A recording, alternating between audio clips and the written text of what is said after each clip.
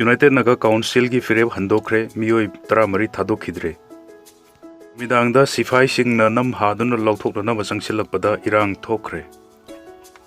सेनापतिदगी Naga सिंगना फाजिंदुना थामखिबा cookie तरा मरी थादोकलगनी हाइना United Naga council UNC ना लौथोरकपदगी मफम कयादा खुंदारिबा नगा सिंग इरांग हौरखरे मियामना यारक्तबदगी यूएनसी की फिरेब हंदोखरे ngarang Central Security Force ki masing yam laba personnel singna Senapati District ki Karong da lagtuna mafam aduta leiriba kuki hostess khara lauthokna na honorapadagi nupi mayam na hauruktuna irang thoki lailon wifi da kuki sing na fajin khiba naga taru mafam khangdana leiringai da naga sing na fajin duna thamba kuki tara mari ngarang nungthil pung ani da thadoklagani hai ba pau fangnabadagi Senapati District ki mafam punamakta sarang na ba fibam ma lakhibaga loinana Kaubru Range Liangmai Naga Women Union amasung Joint Tribe Council Manipur na total shutdown sing lauthokre United Naga Council ki President NG Lorhon na khudyak pi duna thorkiba public statement amada Naga sing na lan gi matam da ngak na satkadaba kanglon sing ngak na satli Naga sing na Christianity gi wakhalon na sibo awang bathak ta ikai khumnaba loinana International Law on Human Rights ikai khumnaba utli Baptist World Community Naga Churching Tribe amasung Loop Sing na appeal tawrukpa mayam adu tabaga loinana Union Home Minister Amit Shah dagi horga Nagaland gi Chief Minister Nephew Rio na matam cha na pirakhiba thajaba matung inna Naga gi miyoi taruk adu MHA na thigani hai na thajaba pirakpa amasung mi phabada chenaba miyoi sing masak khangdokpaga loinana logi matung inna lokhatpam thokpa khungthang sing adu lokhatkani hai na thajaba pirakpa leire Cherol aduna makhata na hai Manipur lenga ki maikai digi phajinduna leiriba miyoi sing asoyanga miyaw duna thadokna na appeal tawraduna phajinduna leiriba naga gi miyoi sing adu thibagi chathariba operation hen kansin na pak san na chatharana ba loinana maduda chenariba sing masak khangdok laga hagananaba loinana su ground rule sing na chanhanna honagani hai na thajaba pire loinana makhoi gi game sing rationalization tawduna amasung mafam hongdo hongjin tawgani hai na thajaba pirakhiba leire National People's Party gi President Conrad K Sangma nasu Naga sing na phajinduna thamliba miyoi sing adu thadokna na appeal tawrukpa leikre mafam sing asi yenglaga United Naga Council amasung Naga People's Organization Senapati na stakeholder sing ga kupna khanarbatungda Naga Village Guard Northern Command gi custody da leiriba kuki candidate mari adu thadok nanaba wafam asi lakhibani hairi hajinduna thamliba kuki tara mari adu ngarang nungtil pung ani da thadok lagani hai na matam leplorabani adu moinamak atheng bada thorokpa UNC ki president gi cherol amada hajinduna thamliba kuki tara mari adu thadok nanaba wafam adu naga miyam gi oiriba sentiment sing adu yenglaga handokle hai na amuk hanna fongdorkhibani Maragasida Karong amasung masigi akoibada Assam Rifles Manipur Police amasung CRPF ki masing yam laba forcing thomjalaktuna pamdaba thaudok tholaktanaba ngak sen ki yoi sing adu thadokni haibgi wafam singi matang da lekhai ta daba du gi yenglaga naga naha singna UNC ga office ta ngarang nungtil pung manga makhairom tarpada pun ba hauruki miya madu tapna tamna masing hengalakhi amasung phajinduna leiriba naga gi miyoi taruk adugi matang da aseng ba pau kumpina na ba taksilakhi naga gi miyoi taruk adugi mari makhong khangdana phajinduna leiriba miyoi sing gi akupa pau leitaba kaya asida authority sing na hen na manung mapan phau na miyam da khangan na ba wafam puthorki kuki miyoi tara mari thadok lagani hai ba pau phangbadagi Naga gi miyoi taruk thadok tringai da kuki sing thadok pa yaroi National Highway chamsumna ani da Kaubru Range Naga Women Union na total shutdown lauthok laduna khongjang jangsin ba hor khrabani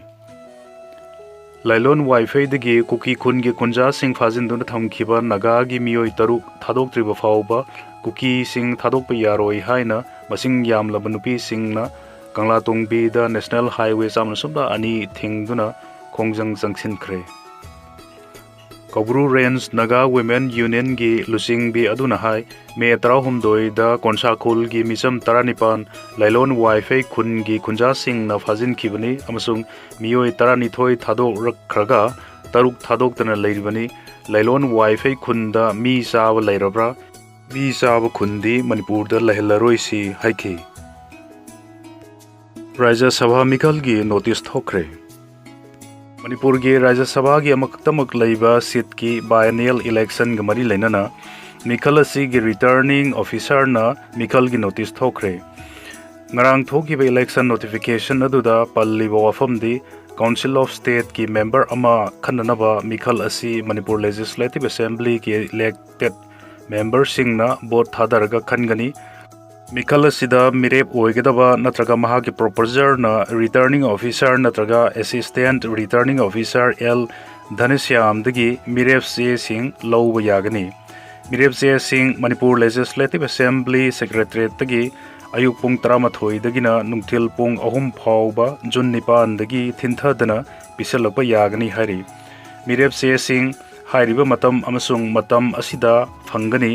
mirep se sing Jun 9 gi ayuk pung 13 da Manipur Legislative Assembly Secretariat ta scrutiny pangthokani mirep se sing lawthokpagi aroiba matamna Jun 13 gi nungtin pung 3 da oigani Mikhal na Jun 19 da ayuk pung 9 dagina nungtin pung 3 phawbada thadanagani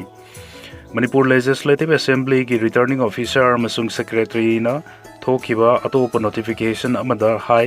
Manipur gi amakhakta mangairaba Council of State ki member asi Jun 13 da matam loirgadabana masi gi seat asi mention naba Mikhal pangthok nanaba election commission na ya pirpaga loinana Manipur Legislative Assembly Secretariat ki banquet hall asida vote thadafam oina siznargani hari India ki Prime Minister Narendra Modi ga Myanmar ki President ka ngamkhai gi matang da wari sanakre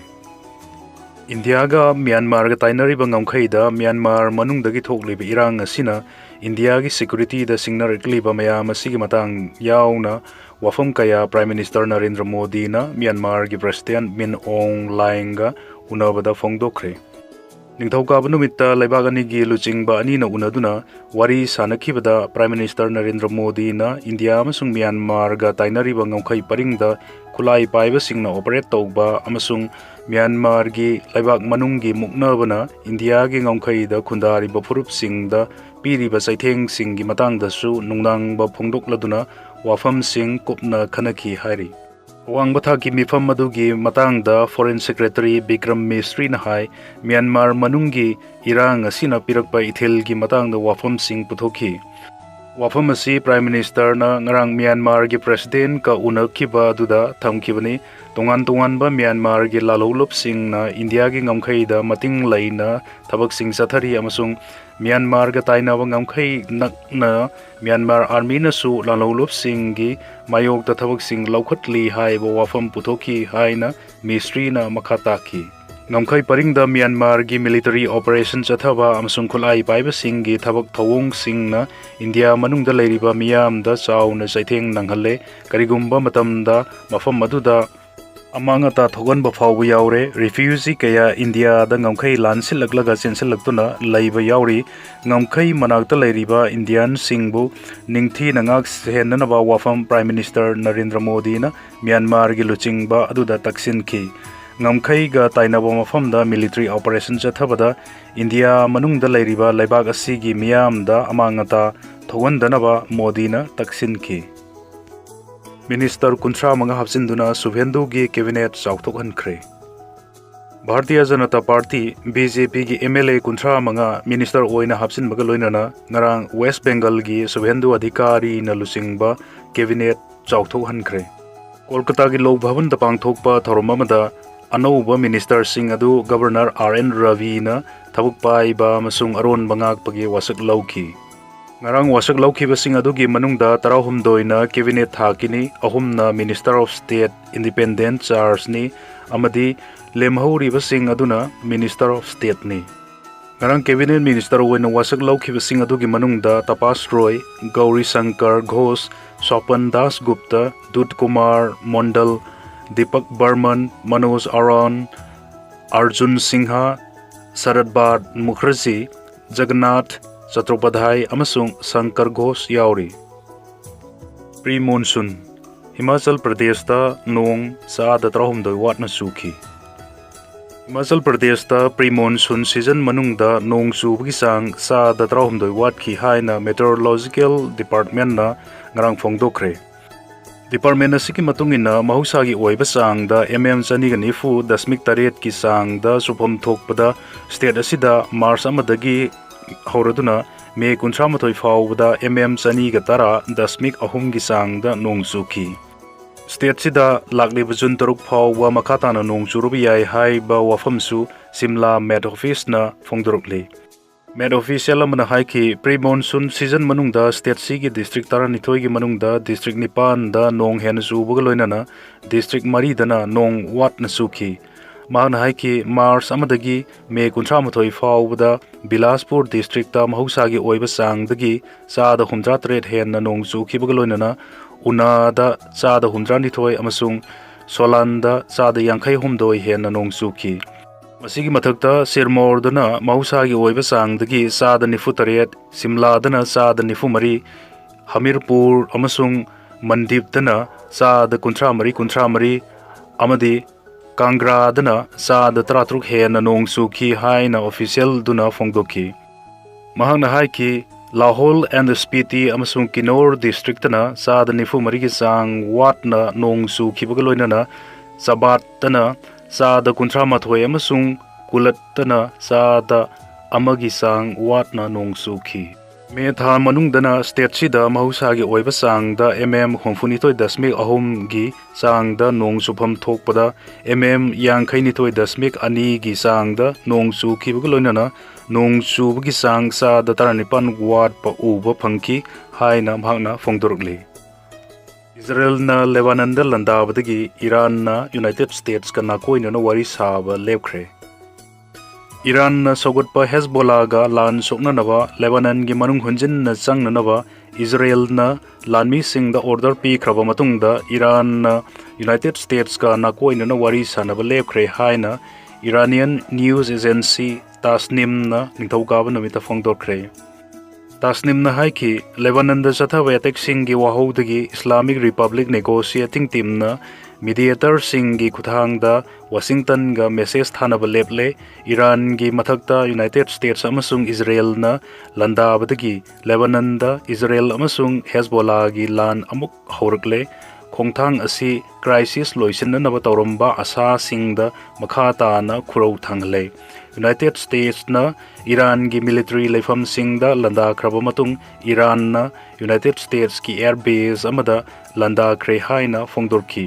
Tasnim gi report matungina thau mamal barrel amada US dollar manga hen na henget kre United States President Donald Trump na mamang da social media da Tehran na yanaba ama purakpa pami haina mahakna thajai haina phongdoki adubu Taurumba asasing Iran gi official sing na United States ki fire leptana hongbada yaningda ba phongdokpa sina akaiba ohele